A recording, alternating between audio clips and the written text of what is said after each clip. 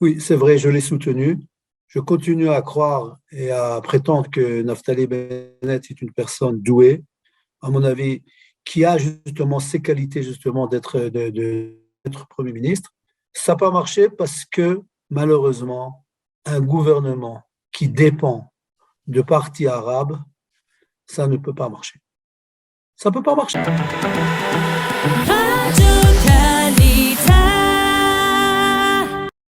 Gaël Grunwald, bonjour, Boker Tov.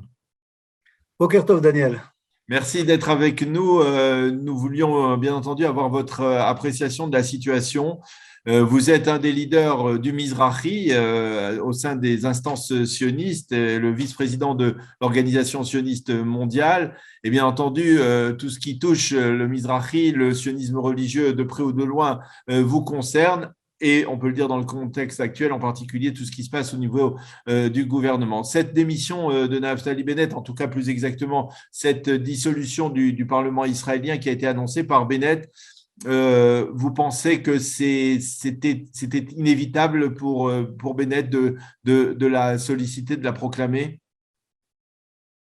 Non, je pense qu'à ce niveau-là, il a bien agi dans le sens que, en sachant que de toute façon, le Likoud allait faire passer cette proposition de loi de la dissolution du Parlement, de la Knesset, donc il a préféré lui-même être à l'initiative de ce pas et ne pas se laisser, je dirais, dominer par le Likoud. À ce niveau-là, il a eu raison.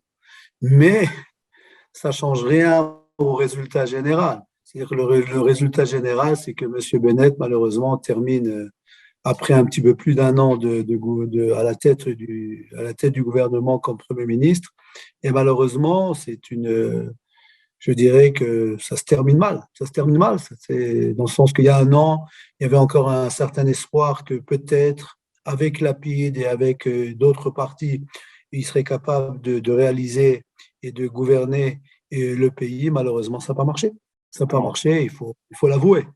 Il Alors, faut l'avouer que ça n'a pas marché. Il faut vous, l'avouer que ça n'a pas marché. Et oui, il faut l'avouer, le reconnaître. alors vous-même, hein, Gaël, vous avez suivi Naftali Bennett, vous l'avez soutenu, on s'est parlé plusieurs fois pendant cette année. Pourquoi ça n'a pas marché à votre avis? Oui, c'est vrai, je l'ai soutenu. Je continue à croire et à prétendre que Naftali Bennett est une personne douée, à mon avis, qui a justement ces qualités justement d'être Premier ministre. Ça n'a pas marché parce que malheureusement, un gouvernement qui dépend de partis arabes, ça ne peut pas marcher. Ça ne peut pas marcher. En tout cas, aujourd'hui, en 2022, ça ne marche pas. Et à ce niveau-là, je dois avouer que Smotrich, le Chaver Knesset, le membre de la Knesset, Smotrich, avait entièrement raison. Dans le sens que c'est exactement ce qu'avait dit Smotrich, en disant, même par rapport au Likoud d'ailleurs, parce que le Likoud était intéressé à lui-même aussi de faire de constituer un gouvernement qui dépendait du parti arabe.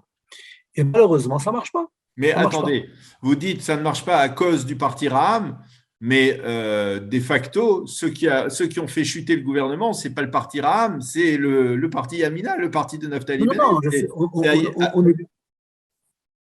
non, on est bien d'accord que techniquement, ceux qui ont fait tomber le gouvernement, c'est les membres du Yamina. Donc, c'est pour cette raison que M. Bennett est tenu de démissionner et de faire passer, et que le prochain Premier ministre sera M. Lapid. Si c'était le parti arabe qui avait fait tomber le gouvernement, M. Bennett serait resté Premier ministre. Je suis entièrement d'accord avec vous. Ce que je dis juste, c'est que la raison pour laquelle Idit Silman, il y a 2 mois, et Nir Orbach ont décidé de quitter ce gouvernement. Ça commence avec Amichai Shikli au début, et ensuite avec Silman et avec Nir Orbach, c'est en disant, malheureusement, ça ne marche pas. Ils ont essayé de faire passer ce qu'on appelle la loi de la Judée-Samarie, et ceux qui ne l'ont pas fait passer, c'était les membres du parti de M. Mansour Abbas. Donc, ça c'est un premier exemple. Je peux vous donner encore d'autres exemples. Et je dois le dire parce que c'est pour cette raison que moi-même je suis arrivé à la conclusion il y a quelques semaines que ça ne marche pas. Gaël, les émeutes qu'il y avait à Jérusalem pendant Pessah, Daniel, On vous a perdu là, 2 petites secondes, Gaël. Oui, mais je suis avec vous. Je suis Voilà, avec vous. vous disiez? Je disais que les émeutes qu'il y avait à Jérusalem pendant Pessah n'ont pas été dirigées de la façon qu'on attendait du gouvernement par le fait même de la présence du parti de M. Mansour Abbas au sein de la coalition. C'est-à-dire que les directives qui ont été données par le ministre de la police, ce n'ont pas été les mêmes directives qui auraient été données si le parti de M. Mansour Abbas n'était pas au sein de la coalition. C'est-à-dire essayer de calmer la situation, ne réagissez pas de façon trop dure et trop rude par rapport aux émeutes et je veux dire même, l'exemple même, c'est l'enterrement de la journaliste de la journaliste arabe qui est arrivée on a été présent à des émeutes à Char Yafo, à la porte de Yafo, quelque chose qu'on n'a jamais été présent à une telle situation. Et ça, c'est quelque chose qui est inacceptable. Mais en même temps, je peux vous retourner un autre événement et dire que, par exemple, à la journée de Yom Yerushalayim, eh bien, Naftali Bennett a maintenu la marche des drapeaux, a tenu à ce qu'elle passe par la porte de Damas. Il ne s'est pas plié comme Netanyahou s'était plié l'année dernière. Et finalement, ça s'est passé dans le calme aussi. C'est-à-dire, c'est difficile de dire que c'est peut-être ce genre d'événement qui a provoqué ou précipité la chute du gouvernement. Non, je suis d'accord avec vous, c'est vrai que Yom Yerushalayim, ça s'est bien passé. Mais encore une fois, la loi de la Judée-Samarie n'est pas passée parce que les membres du parti de M. Mansour Abbas n'ont pas voté en faveur. Et donc, c'est pour ça que cette loi-là n'est pas passée. À partir du moment que cette loi-là n'est pas passée, M. Nir Orbar a décidé de quitter la coalition. Et à partir de ce moment-là, c'était impossible d'arrêter le processus. Alors, je voudrais vous poser cette question parce qu'on en a parlé dans les informations hier. Amit Segal a dit que Naftali Bennett probablement ne se représenterait pas et quitterait la vie politique israélienne. Quelle sortie lui reste-t-il à Naftali Bennett aujourd'hui? Parce que est-ce qu'on peut dire que dans l'échiquier politique, au sein du mouvement sioniste religieux, il n'a plus ses entrées, il n'a plus de possibilité de conduire un parti, ou je me trompe? Non, pour les prochaines années, il sera obligé de faire une pause. Il est obligé de faire une pause au sein du sionisme religieux. À mon avis, aujourd'hui, M. Naftali Bennett sait très bien qu'il n'a pas sa place. Il avait promis de ne pas faire un gouvernement qui était soutenu par les Arabes. Il avait promis de ne pas constituer un gouvernement qui serait basé sur M. Yair Lapid. Ces promesses-là n'ont pas été accomplies.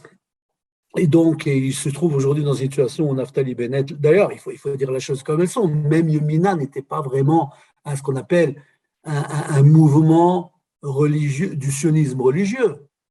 La Baït HaYehudi, c'est le représentant officiel du sionisme religieux. C'est vrai que le Baït HaYehudi n'avait pas de représentant dans le Parlement, ce Parlement présent, mais le Yemina, ce qu'on appelle Yemina, est un parti, je dirais, traditionnel de droite. Ce n'était pas un parti qui se définissait un parti religieux. La preuve, d'ailleurs, c'est que certains membres de ce parti ne sont pas religieux. Donc, à mon avis, Naftali Bennett, ce n'est pas impossible qu'il fasse qu'on appelle une pause. Vous savez, dans la politique de façon générale, et spécialement dans la politique israélienne, tout est possible. C'est très possible que dans quelques années, M. Bennett retournera, si effectivement il décide de quitter la politique israélienne. On ne sait jamais ce qui peut se passer. Alors justement, par rapport à ce qui risque de se passer dans les prochaines semaines, avec la dissolution du Parlement et avec des élections, qui va représenter le mouvement sioniste religieux? Est-ce que c'est effectivement le parti sioniste religieux de Bezalel Smotrich? Ou est-ce que vous pouvez, par exemple, envisager que des gens qui ont voté pour Bennett puissent apporter leur voix, des gens du sionisme religieux, puissent apporter leur voix au parti de Smotrich avec la présence que l'on mentionne toujours d'Itamar Ben-Gvir?